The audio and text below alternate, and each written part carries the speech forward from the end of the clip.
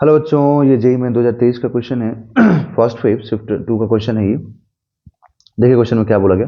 A square shaped coil of area 70 centimeter square having 600 turns rotate in a magnetic field of 0.4 Weber per meter square about an axis which is parallel to one of its sides of the coil and perpendicular to the direction of field, मतलब perpendicular है field से, ठीक है। If the coil completes 500 revolution in a minute, the instantaneous EMF when the plane of the coil is inclined at 60 degree, ठीक है। Instantaneous EMF पूछ रहा है आपसे, ठीक है। कितना ईएमएफ होगा बताना है आपको।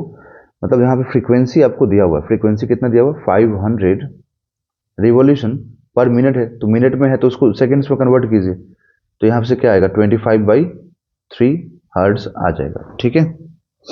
अब जो कि क्वेश्चन में क्या बोला गया, क्वेश्चन बोला गया कि जो कॉइल का प्लेन है ना, तो कॉइल का जो प्लेन है वो 60 डिग्री बना रहा है। तो मैं आपको एक चीज समझा दूं कि हम जो फ्लक्स लिखते हैं यहाँ पर बी ए कॉस थीटा, तो यहाँ जो थीटा होता है ना, angle between magnetic field and area होता है। तो मैं रेक्टेंगुलर कॉइल लेकर के नहीं, मैं आपको एक सिंपल सर्कुलर कॉइल लेकर समझा देता हूँ कि अगर ऐसे है ना, ठीक है, एक मिनट, अगर कॉइल इस टाइप से है और फील्ड ऐसे है, ठीक है, तो हमेशा ध्यान रखिए कि जो एरिया होता है ना, वो area perpendicular to the plane होता है, ठीक है। तो प्लेन कहाँ होगा, ये प्लेन का लाइन हो गया, जो ग्रीन वाला है ना, ये प्लेन का लाइन हो गया। मतलब प्लेन तो यही है ना, क्योंकि कॉइल ऐसे रखा गया है। तो बोल रहा है कि जो प्लेन है और ये जो मैग्नेटिक फील्ड है ये बना रहा है 60 डिग्री। तो इसका मतलब एरिया कितना बनाएगा, सॉरी एरिया वेक्टर कितना बनाएगा, क्योंकि ये तो एरिया हो गया, तो एरिया बनाएगा 60, क्योंकि एक मिनट, सॉरी, अगर वो 60 बना रहा है तो ये 30 बनाएगा, क्योंकि एरिया और प्लेन आपस में परपेंडिकुलर, तो 30 बनाएगा एंगल। अगर प्लेन बना रहा है फील्ड के साथ 60, तो एरिया बनाएगा फील्ड के साथ 30। क्लियर। तो वैसे ही कॉइल का वैसे ही, मतलब जब सिमिलरली ऐसे ही रेक्टेंगुलर कॉइल का है कि जब रेक्टेंगुलर कॉइल 60 डिग्री बनाएगा प्लेन के साथ, मैग्नेटिक फील्ड के, प्लेन जो बनाएगा फील्ड के साथ, है ना, तो यहाँ पर उसका उसी रेक्टेंगुलर कॉइल का एरिया कितना एंगल बनाएगा, 30 बनाएगा, ठीक है। क्लियर हो गया। तो ईएमएफ का जो फॉर्मूला है, जब इसको हम डिफ्रेंशिएट करते हैं, जब यहाँ पर हम theta is equal to omega T put करते हैं, क्योंकि theta is equal to omega T put करना पड़ेगा, कॉइल रोटेट कर रहा है और कुछ बोला नहीं है तो हम क्या मानेंगे कि आप कुछ नहीं बोला है, तो हम लोग ये मानेंगे कि ये कांस्टेंट स्पीड से रोटेट कर रहा है। तो ये फॉर्मूला होता है यहाँ पर। तो यहाँ पर अल्फा तो जीरो करना पड़ेगा ना, अगर कांस्टेंट स्पीड से होगा तो फिर थीटा इज इक्वल टू क्या आएगा, ओमेगा टी। तो इसको उठा के आप यहाँ रख देंगे, तो यहाँ रखेंगे तो आपको फ्लक्स क्या मालूम होगा। अच्छा, यहाँ नंबर ऑफ टर्न्स है तो नंबर ऑफ टर्न्स भी रखिए, N B A cos omega T. फिर जैसे ही इसको आप डिफ्रेंशिएट करेंगे, D phi by D T करेंगे, ठीक है, तो यहाँ से आपको एन बी ए और माइनस तो रहेगा ही, इधर से कॉस का differentiation minus sign omega T होता है, और ओमेगा टी में से ओमेगा टी का डिफ्रेंशिएशन भी करोगे ना तो ओमेगा बाहर आएगा। तो यहाँ से जो ईएमएफ मिलता है ना, वो होता है माइनस माइनस मल्टीप्लाई को प्लस हो जाएगा, N B A omega into sine omega T, ठीक है, ये हो जाएगा। तो अब यहाँ पे ईएमएफ आ गया। अब नंबर ऑफ टर्न्स हम लोग को मालूम है, नंबर ऑफ टर्न्स कितना है, 600 है, तो आप नंबर ऑफ टर्न्स रखिए।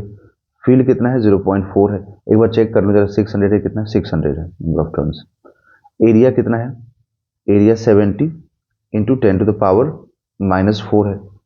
ओमेगा लिखे हम लोग तो कितना है 2 पाई, ठीक है, इंटू फ्रीक्वेंसी, तो फ्रीक्वेंसी अभी जस्ट मैंने लिखा था 25/3 hertz, into sine omega T. अब साइन ओमेगा टी तो यहाँ पे कितना है 30 डिग्री ना, जब उसका एरिया बना रहा है फील्ड के साथ 30 डिग्री एंगल, तो हम 30 डिग्री पुट करेंगे, है ना, क्योंकि रेक्टेंगुलर कॉइल का प्लेन बनाया है फील्ड के साथ 60 डिग्री ना, बट एरिया कितना बनाएगा 30, तो यहाँ पर साइन 30 आप रखेंगे। ओके, तो यहाँ से कितना आ जाएगा, देखिए ये जीरो को कैंसिल कर दीजिए, जो भी जीरो आपको दिख रहा है यहाँ पर, 1 2 3, 3 जीरो कैंसिल हो जाएगा, तो 6 इंटू 7 42, तो 42 इंटू 0.4, और एक जीरो इसका भी रिमेनिंग रहेगा, तो 10 टू द पावर -1, और ये 2 पाई है, पाई को बोला गया कि 22/7 ले लीजिए, तो हम 7 ले लेंगे, और ये 25/3 हो गया, इधर में साइन 31/2 हो जाएगा, तो यहाँ से 2 से हम 2 को कैंसिल कर देंगे, 7 से यहाँ कैंसिल करके हम 6 लिख देंगे, ठीक है, तो ये 6 हो जाएगा, तो 6 इंटू 0.4 मतलब 2.4 हो जाएगा, इंटू 10 टू द पावर -1, ठीक है, और अब इधर में मल्टीप्लाई करें हम लोग तो 22 इंटू 25, तो इसको मल्टीप्लाई करके देखना पड़ेगा कितना आ रहा है। तो अगर हम लोग 22 इंटू 25 इंटू 2.4 करें, ओके, तो इन सबको मल्टीप्लाई करके, और यहाँ 3 था, 3 से अगर डिवाइड करें हम लोग तो ये 13, 20 है ना, और यहाँ पे एक 10⁻⁻1 भी है ना ये वाला, तो यहाँ पे आ जाएगा तो कितना हो जाएगा 30 हो जाएगा, 3 और ये 10⁻⁻1 30 डिवाइड करने पे आएगा 44, तो 44 वोल्ट इसका आंसर होगा। तो 44 वोल्ट यहाँ हम लोग फिल करेंगे।